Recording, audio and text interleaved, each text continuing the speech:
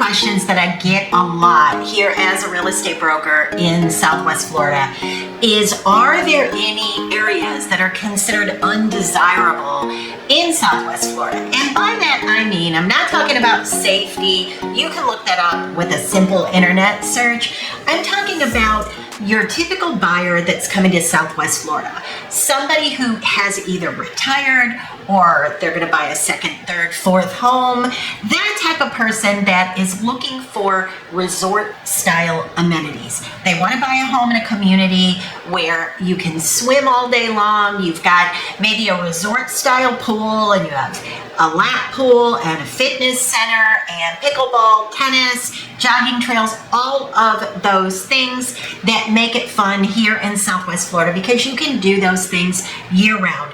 So if you're new to the channel, I want to say hello. My name is Barrett Pastor, and I've been a real estate broker for 25 years. So hopefully I'm coming to you from a place of knowledge and experience, and I can help you navigate through all things related to real estate here in Southwest Florida. Now, my team and I cover as far north as Sarasota to as far south as Marco Island. So anywhere up and in between, we are happy to help you personally. And if you need a referral for outside of that area, we are here for you. My contact information is always below. All right, so let's talk about a few different areas that do not fit that bill to that resort sort of living type of lifestyle. So I'm going to start with one of the very popular non-HOA communities in the Naples area, and that is called Golden Gate Estates. Now, some of you might say, well, wait a minute, Barrett, I've heard you talk about Golden Gate Estates before, and you said that it's nice and it's good and there are good things about it, and maybe there are less good things about it. Absolutely, I said that, but we're talking about resort style amenities. Remember, you're coming here for the tennis, the pickleball, the pools, all of those things, the club, maybe the golf. Golden Gate Estates does not have that anywhere. So look at it this way. The community is named Golden Gate Estates because these are estate-sized lots. So all of the lots in Golden Gate are at least 1 acre. So you should have some distance between your neighbors. So there's a little caveat to that. There are some of those, and if you're that buyer that's looking for land, definitely contact me, because there are some kind of weird things about Golden Gate Estates that you do need to be aware of if you're buying out there in terms of the shape and the size of the lots. But all of that said, we are talking about amenities right now. They don't have any. If you want those amenities, you need to put them on your property. Can you put an amazing, big, beautiful pool complex? You absolutely can. Can you put a pole barn? Yes, you can. Can you put a second house on your land? You might be able to. It really depends on the wetlands versus the uplands that are on your land and the setbacks and all of those things. But if you've got enough acreage, then absolutely you can put a second home on it. Can you have horses, cows, pigs, peacocks, whatever? Yes, yes, yes, yes, you can.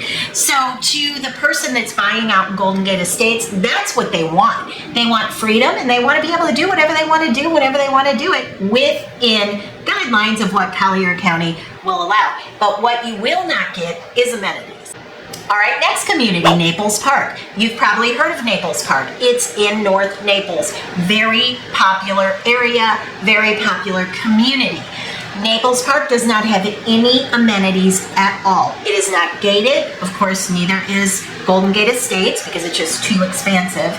But Naples Park is not on acreage. Those are your typical subdivision, neighborhood-sized lots. So what is the draw then to Naples Park? So outside of being in North Naples and very close to Mercado, very close to everything that North Naples and Naples as a whole has to offer in terms of shopping and restaurants, you're right there off 41, very close to everything.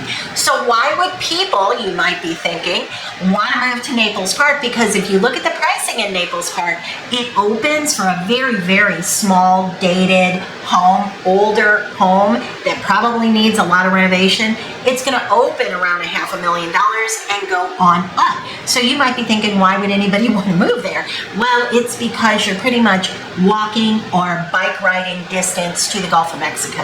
You're really pretty close to Vanderbilt Beach, So you're right there to where if you want to buy it as an investment property, you can still Airbnb in there, which is almost unheard of. It's almost unheard of to be able to do an Airbnb or even a weekly rental, but it's still allowed there because they don't have those strict HOA rules. So as far as that goes, it's an absolute win. And then if you're also somebody who wants to be able to bike ride or walk to the beach, the location is just unbeatable.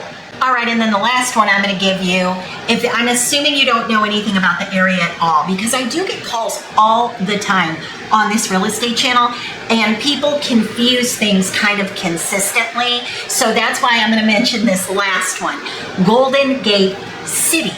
Not to be confused with Golden Gate Estates, two very different places. So Golden Gate City is actually a town in itself.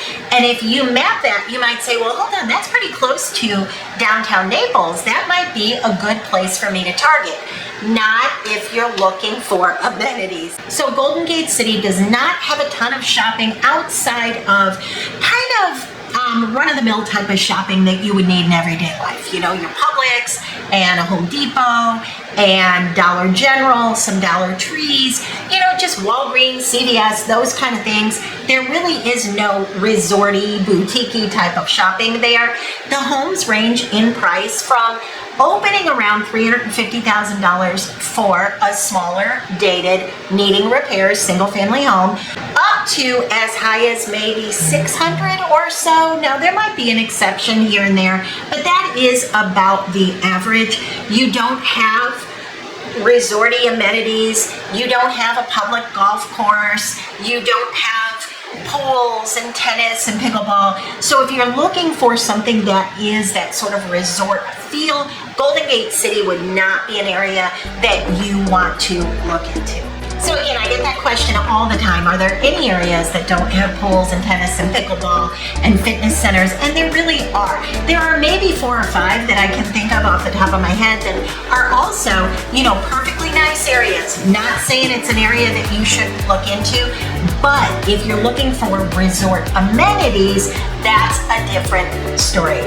So if I can be of help to you, please don't hesitate to call, text, email. All of my contact information is always below.